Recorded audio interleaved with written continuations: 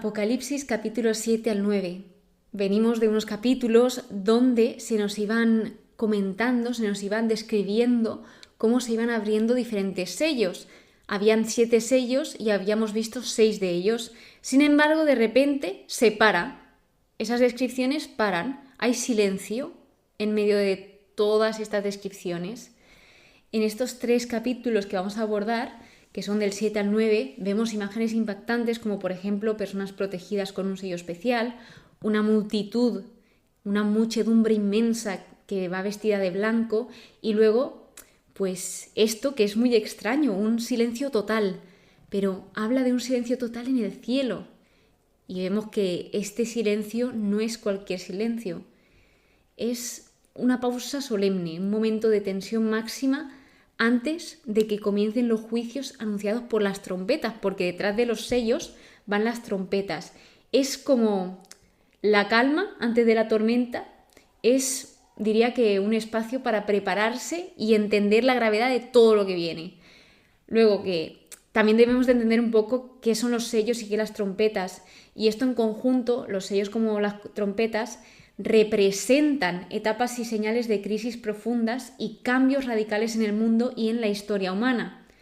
Aunque es cierto que estos capítulos hablan de símbolos antiguos, de sobre todo las primeras comunidades cristianas, hoy podemos ver reflejados allí muchas de las crisis que vivimos, tanto ambientales como sociales y espirituales. Así que pues este silencio antes del caos nos invita a pausar, a reflexionar y sobre todo a estar atentos, a estar preparado, porque en cualquier situación humana ese silencio previo es cuando nos preparamos mental y emocionalmente para enfrentar lo que viene, cuando tomamos conciencia, porque hay veces que no somos conscientes y podemos decidir cómo actuar. Así que vamos a meternos un poquito más en este capítulo 7, en esta pausa de los sellos, donde el capítulo se titula Los servidores de Dios serán preservados. Habla que hay 4 ángeles, cada uno situado en un punto cardinal de la tierra, norte, sur, este, oeste, y dice que estos sujetaban los 4 vientos.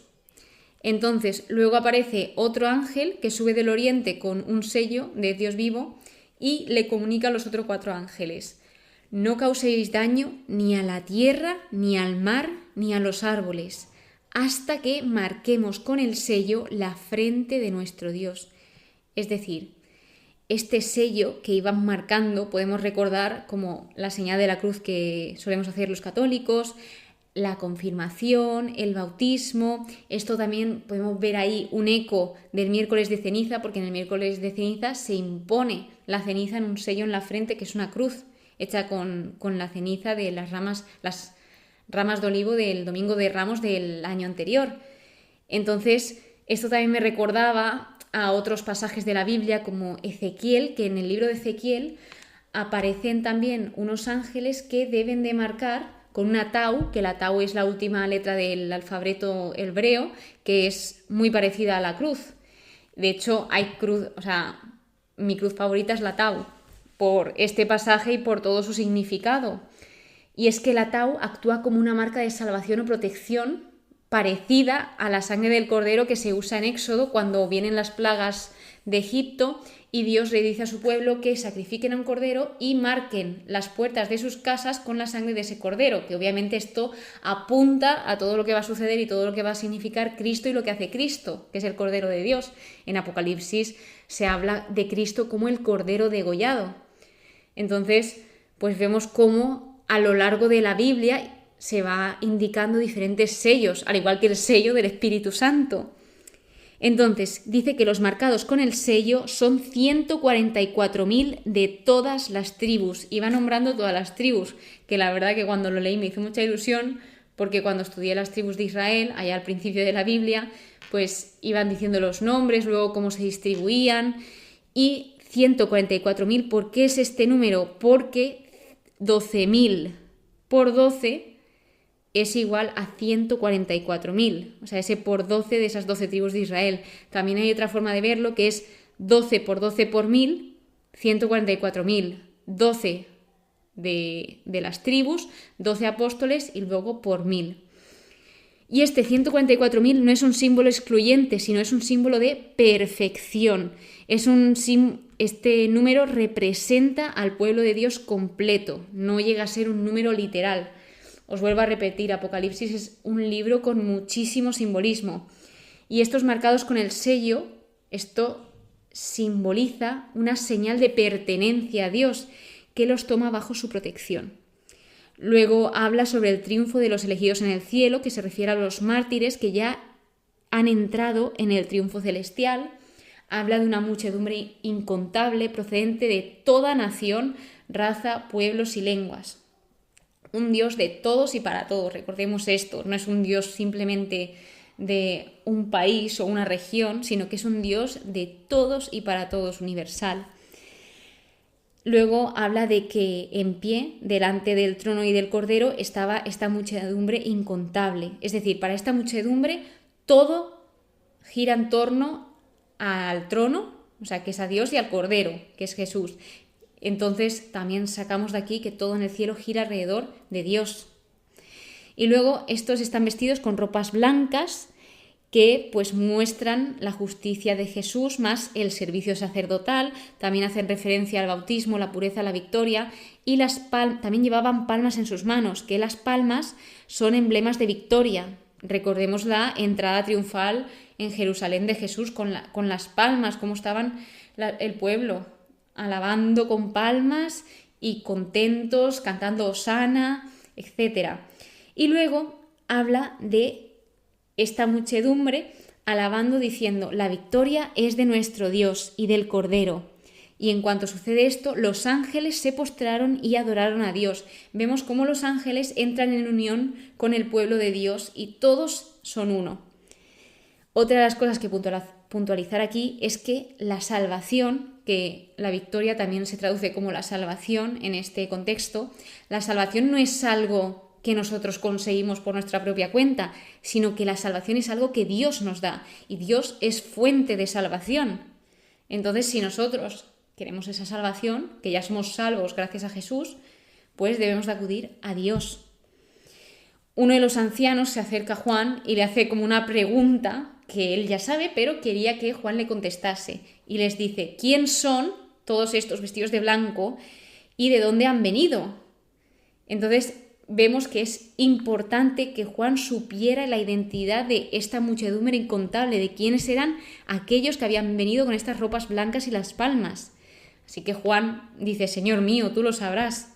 Y el anciano le responde: son los que llegan de la gran tribulación, han lavado sus vestiduras y las han blanqueado con la sangre del Cordero. ¿Qué vemos aquí? Que la sangre de Cristo, o sea, ese sacrificio que Jesús hace por nosotros, nos limpia, nos purifica. Y esto también hace referencia a un versículo de Isaías, básicamente a principio del libro de Isaías, capítulo 1, versículo 18. Luego continúa comentando y dándonos a entender que Jesús proveerá, Jesús protegerá, guardará, no habrá dolor, no habrá tristeza en el cielo. Y ahora ya es cuando entra en acción, entra en escena el séptimo sello en el capítulo 8. Dice que al abrirlo, de repente hay un silencio en el cielo, como aproximadamente de una media hora, y es un silencio solemne que anuncia la venida de Yahvé. Habla de las oraciones de los santos que apresuran la llegada del gran día. Hay 7 ángeles de pie delante de Dios y les son entregadas 7 trompetas. En el Antiguo Testamento, las trompetas daban la alarma de guerra y hacían que el enemigo entrara en pánico, o también otra de las cosas que se nos dice sobre las trompetas en el Antiguo Testamento es que llamaban a la asamblea, es decir, al pueblo de Dios, llamaban a la asamblea a que acudiese el pueblo de Dios a esa asamblea. Entonces luego también aparece otro ángel junto al altar con un badil de oro que le dieron muchos perfumes, y además también estaban las oraciones de los santos para que tanto los perfumes como las oraciones de los santos se ofrecieran sobre el altar. Y aquí quiero puntualizar algo que es el incienso, que también habla de ello. Entonces, el incienso incienso igual, para que os hagáis una idea, a las oraciones de los santos. ¿Por qué? porque el incienso, ¿qué hace cuando alguien tira incienso? Sobre todo en las misas se ve, en algunas misas se ve cómo tiran incienso y que hace incienso, pues sube hacia arriba, ¿no? Entonces, básicamente esto es lo que hace nuestra oración. Nuestra oración sube como el incienso hacia el cielo, hacia Dios, y son escuchadas. Entonces ese incienso es ese símbolo visible de cómo suben nuestras oraciones al cielo. Ahora es cuando se anuncia el juicio y la conversión y vienen las 4 primeras trompetas. Entonces, dice que la tercera parte, generalmente en todas las trompetas habla de la tercera parte de la tierra. Y esta tercera parte de la tierra, que dices, bueno, una tercera parte es 1 de 3. Dices, no será tanto, pero esto se refiere a más de 1 millón de personas, aprox. Dice, una tercera parte del sistema ecológico es destruido por el juicio. Y las trompetas sonarán mientras que Dios da la alarma de batalla durante la gran tribulación. O sea, estas trompetas son para advertir. Esas trompetas están anunciando el juicio y te están diciendo, despierta, despierta y conviértete, como lo que se dice en el miércoles de ceniza. Entonces empieza la primera trompeta, donde dice que serán abrasados. Y habla primero, la primera trompeta va con la tierra, con los árboles, toda hierba verde sobre la tierra. Y aquí una de las cosas que me apunté del estudio es que la verdad esencial es que Dios trae el juicio. Las personas sabrán que estos eventos vendrán de Dios y no de desastres naturales. Es decir, Dios nos quiere mostrar todo con claridad. Y luego, otra de las cosas que viene en el estudio, y es que si esto es una secuencia, lo de los sellos, las trompetas, luego también vienen las copas, si es una secuencia, es una demostración llamativa de la misericordia de Dios ampliándose hacia el final, permitiendo arrepentimiento. Es decir, Dios nos espera a nosotros. Obviamente habrá un punto en que ya Él tenga que establecer su justicia, pero Él va alargando su misericordia, nos va dando tiempo para que recapacitemos, reflexionemos, sobre todo que estemos en ese silencio, que como veis en medio del silencio estaba la oración, que creo que esto tiene mucho, pero que mucho que ver y muestra la importancia de la oración en esos momentos antes de que llegue el caos. Y bueno, o sea, eso nos lleva a la preparación. Entonces, ¿cómo Dios espera al humano? O sea, realmente nosotros, los humanos, somos muy impacientes y queremos que todo sea ya.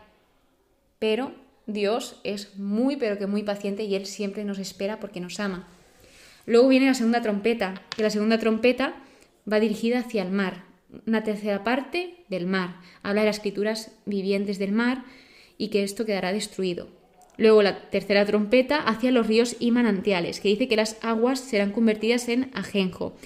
El ajenjo era una sustancia muy amarga y también sabemos del ajenjo que hay un proverbio para la amargura, era un proverbio para la amargura y la tristeza. Luego la cuarta trompeta habla del sol, de la luna, las estrellas, que esto quedará ensombrecido. El día perdió claridad, o sea, tanto el día como la noche, y esto será dañado. Y esto nos recuerda a Mateo capítulo 24, versículo 29. 1/3 de la población morirá en las siguientes 3 trompetas. Luego viene un águila y dice, ay, ay, ay, que esto es lo que os comentaba ahora de 1/3 de la población con esos 3 ay. Ay de los habitantes de la tierra, cuando suenen las trompetas restantes. Y hasta aquí son las 4 primeras trompetas. ¿Qué ha sucedido hasta aquí? Pues vamos a ver un resumen. Estas primeras 4 trompetas revelan la severidad del juicio de Dios. Él ataca todos los medios ordinarios de subsistencias, tales como comida o agua, y Él ataca todos los medios ordinarios de comodidad, tales como la luz y los ciclos regulares de los días. Luego, las primeras 4 trompetas también revelan la misericordia del juicio de Dios. La misericordia, para quien no sepa, es el perdón. Pero es sinónimo de perdón, pero es un perdón, es una palabra mucho más inmensa que perdón. Luego, las primeras 4 trompetas también revelan la misericordia del juicio de Dios. Estos son juicios parciales, los cuales golpean terceras partes y quieren decir y conducir a un mundo rebelde al arrepentimiento antes de la cortina final. Por ahora, Dios perdona más de lo que castiga. Así que, sabiendo esto, vemos que las 4 primeras revelan tanto severidad como misericordia del juicio de Dios. Luego, en la 5ª trompeta, una estrella cae del cielo a la tierra y hay una llave del pozo del abismo. Entonces aquí habla de que un ángel suelta a los ángeles caídos como una plaga de langostas. Vamos por partes. El pozo del abismo es llamado como una prisión para ciertos demonios en este contexto. Y luego la estrella, no se sabe si es un ser malo o bueno, pero lo que sí que se sabe es que sirve para el propósito de Dios. Entonces, las langostas aquí se refiere a agentes del juicio de Dios, que es una figura consistente con los pasajes del Antiguo Testamento. Estas langostas cubren la tierra y tienen poder, se les da un poder como escorpiones. A estas langostas también se les dice que no causen daño a nada, solo a los hombres que no llevaron en la frente el sello de Dios. Por eso se marcaba a todos los hombres, se llama marcar a todos los hombres con el sello de Dios, para que cuando vengan estas plagas, como sucedió en Egipto, con lo que hacían con la sangre en las puertas, pues ahora, en este caso, cuando ellos vayan a causar daño, que lo causen aquellos que no llevan esa marca en la frente, porque los que llevan la marca de Dios en la frente son aquellos que están protegidos, al igual que el atao en Ezequiel. Y también se observa que se les da un poder limitado para atormentarlos, no para matarlos, es decir, el poder limitado es porque se les da 5 meses. Y el propósito de todo esto es traer arrepentimiento. El objetivo es la conversión para su salvación, para su alegría, para su plenitud. Dice que los hombres desearán morir, pero la muerte huirá de ellos. Luego nos habla del aspecto de las langostas y que su rey es el ángel del abismo. En hebreo, Abadón, que significa destrucción, y en griego, Apolión, destructor. Básicamente no sabemos quién es, pero sabemos que es un líder de demonios de alto cargo. Las 2 palabras tienen igual sentido, tanto en hebreo como en griego, que es perdición, tormento, destrucción. Y luego también se observa cómo Dios está en control y que Dios controla todo. Entonces dice, el ay primero ya ha pasado, pero atención que detrás todavía quedan 2 ayes. Había dicho ese águila 3 ayes, pues ahora se ha dicho el primero, que es este de las langostas, pero aún quedan 2. Viene la trompeta 6, donde aquí vemos que las oraciones del pueblo de Dios juegan un papel importante al final de los tiempos. Lo que os comentaba del silencio que se produce en medio, que habla de la oración. Una voz saliente de los 4 cuernos del altar de oro, que es el altar del incienso, que era la representación de las oraciones del pueblo de Dios. Una voz saliente de los 4 cuernos del altar de oro, que está delante de Dios, al 6.º ángel le dice: suelta a los 4 ángeles, estos que os hablaba al principio del capítulo, que sujetaban los 4 vientos, que están atados junto al gran río Éufrates. Esos 4 ángeles estaban preparados para ese momento y fueron soltados para matar a la 3ª parte de los hombres. O sea, como veis, siempre se refiere a la 3ª parte. Estos ángeles ejecutaban la voluntad de Dios en el tiempo de Dios. Vuelvo a decir, Dios estaba en control. Y quiero comentar algo más del gran río Éufrates que aquí se refiere, y es por qué están estos ángeles de juicio conectados con el río Éufrates. Podría haber hablado de otro río, pero no, hablaban de este. Y es que este río era la marca de la antigua Babilonia. Era la frontera de la tierra prometida de Israel por Dios en su plenitud. También era el imperio del antiguo imperio romano, el cual sería revivido bajo el anticristo. El Éufrates también está asociado con el primer pecado, el primer asesinato, la primera revuelta organizada en contra de Dios, la primera guerra de confederación y la primera dictadura. Todo esto lo vimos en Génesis. A lo largo de todo el libro, iba a decir los primeros capítulos, pero está en el 2, en el 4, en el 11, en el 14, en el 15... Y bien, pues continúa diciendo que su tropa de caballería, que en esa tropa habían 200 millones de soldados más caballos. Y dice que su poder reside aquí. Habla de cabezas que eran parecidas al león, de su boca salía fuego acompañado de humo y azufre, y que la cola causaba daño. Y aquí habla de 3 plagas que exterminaron a 1/3 de los hombres, a la tercera parte de los hombres, perdón. Pero los demás, los no exterminados, no se convirtieron, es decir, si se extermina a 1 de 3, los 2 restantes no se arrepienten, no se convierten, no dejaron de adorar a demonios e ídolos, no abandonaron sus asesinatos, rapiñas, hechicerías y fornicaciones.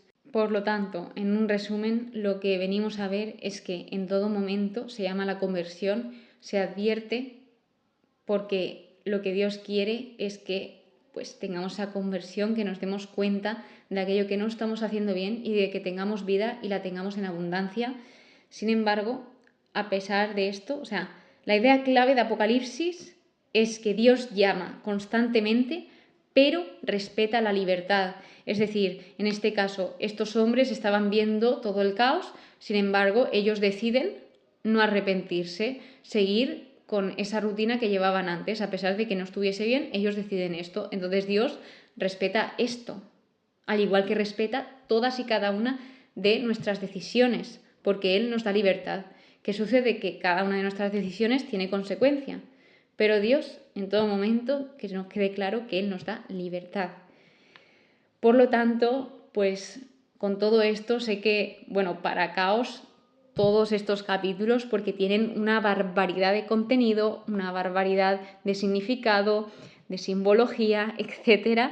Y a mí hay veces que me cuesta muchísimo intentar explicarlo y también entenderlo, porque obviamente no entiendo todo, pero hay una frase que me ayuda muchísimo y es que no me centre en las cosas que no entienda, sino en aquellas que entienda.